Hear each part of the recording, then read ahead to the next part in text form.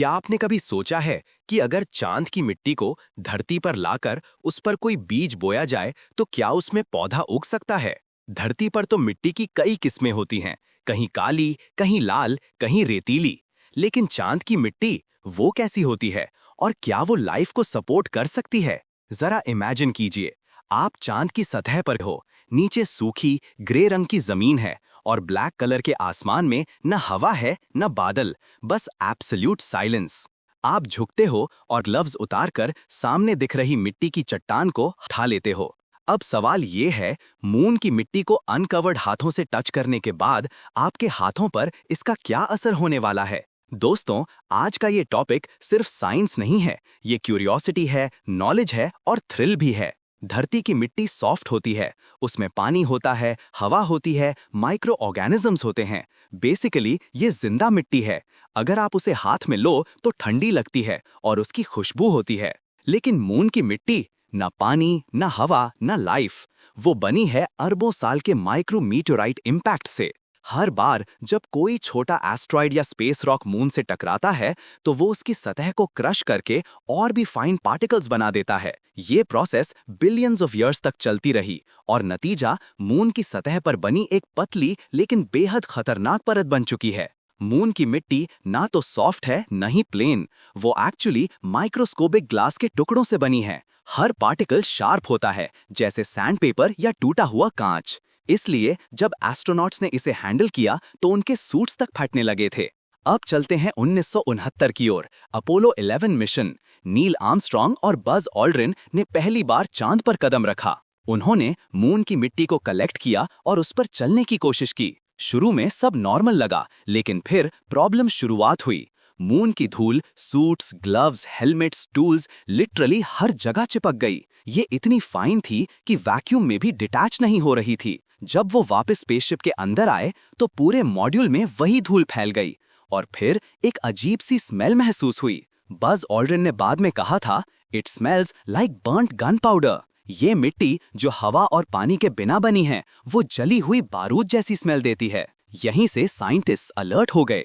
कुछ एस्ट्रोनॉट्स को स्नीजिंग हुई, कुछ को थ्रोट इरिटेशन। नासा ने स्टडी की तो पता चला कि मून डस्ट के पार्टिकल्स इतने टाइनी और शार्प हैं कि अगर इंसान इनहेल कर ले तो वो लंग्स के अंदर जाकर एस्बेस्टस की तरह डैमेज कर सकते हैं। यानी मून की मिट्टी दिखने में हार्मलेस होते हुए भी काफी डेंजरस हो सकती है। अगर आप उसे हाथ से छू लें, वो आपकी स्किन को इरिटेट कर सकती है और अगर हवा में चली जाए तो लंग्स के लिए टॉक्सिक हो सकती है।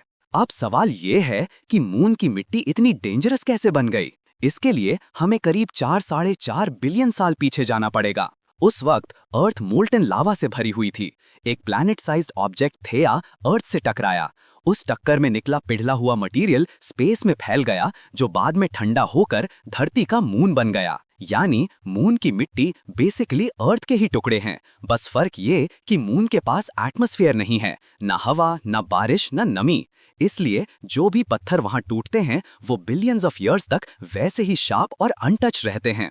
हर बार जब कोई माइक्रोमीटियोराइट मून से टकराता है, वो सरफेस को पिघला देता है और फिर ठंडा होकर माइक्रोस्कोपिक ग्लास बना देता है। धीरे धीरे यही पार्टिकल्स मिलकर बनते हैं वो धूल जिसे हम मून डस्ट कहते हैं। मून की मिट्टी में पाए जाते हैं silicon, iron, magnesium, calcium, titanium, aluminium और थोड़ी मात्रा में ऑक्सीजन भी पाई जाती है। कहीं कहीं वाटर मॉलिक्यूल्स के ट्रेसेस भी मिले हैं, लेकिन बहुत ही कम मात्रा में। और हाँ, ये मिट्टी इतनी फाइन है कि अगर आप उसके ऊपर कदम रखो तो फुटप्रिंट्स सालों तक वैसे के वैसे रहते हैं, क्योंकि वहां हवा नहीं होती जो उन्हें मिटा सके। नील आर्मस्ट्रॉन्ग के फुटप्रिंट्स आज भी मून पर वैसे ही एग्जिस्ट करते हैं जैसे ये कल की ही बात हो। चंद्रयान 1 ने सबसे पहले कंफर्म किया कि मून की मिट्टी में वाटर मॉलिक्यूल्स मौजूद हैं।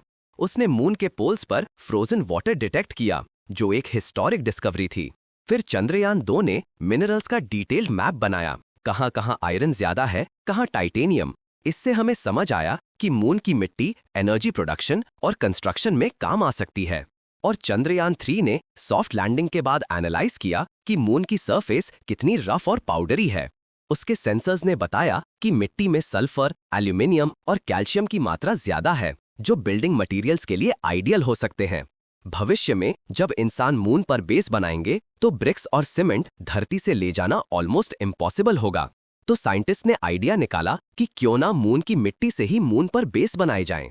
अब नासा रेगुलेट को मेल्ट करके 3D प्रिंटेड ब्रिक्स बनाने के एक्सपेरिमेंट्स कर रहे हैं। कुछ कंपनीज ने प्रपोज किया है कि रोबोटिक प्रिंटर्स मून पर जाकर मिट्टी को लेयर बाय लेयर प्रिंट करें और वहीं मून बेस खड़ा कर दें।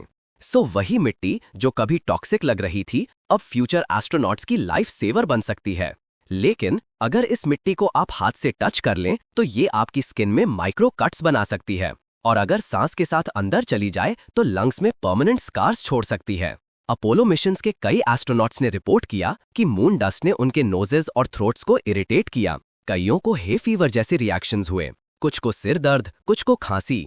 मून डस्ट की एक और अजीब प्रॉपर्टी है कि वो स्टैटिक इलेक्ट्रिसिटी से चार्ज रहती है। क्योंकि मून पर एटमॉस्फेयर नहीं है तो सूरज की किरणें सतह को हिट करते ही पार्टिकल्स इलेक्ट्रिकली चार्ज हो जाते हैं और फिर हर चीज से चिपक जाते हैं, हेलमेट्स, ग्लव्स, स्पेसक्राफ्ट विंडोज तक।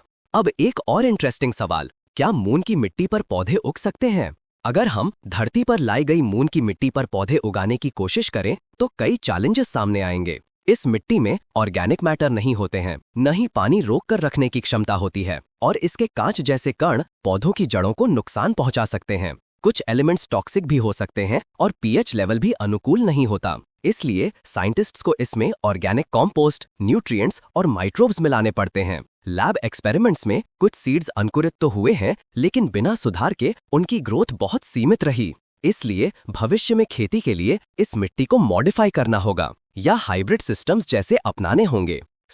जिस मिट्टी ने कभी इंसान को डराया वही अब हमें सरवाइव करने में मदद करेगी। तो अगली बार जब आप रात में आसमान की तरफ देखो और चांद को देखो तो इमेजिन करना उसकी सतह पर वो ग्रे पाउडर फैला है जो बिलियंस ऑफ ईयर से वहां पड़ा है। वह कभी हवा से नहीं उड़ा, कभी बारिश से नहीं मिटा। लेकिन याद रखना, मून की मिट्टी जितनी खूबसूरत है उतनी ही खतरनाक भी।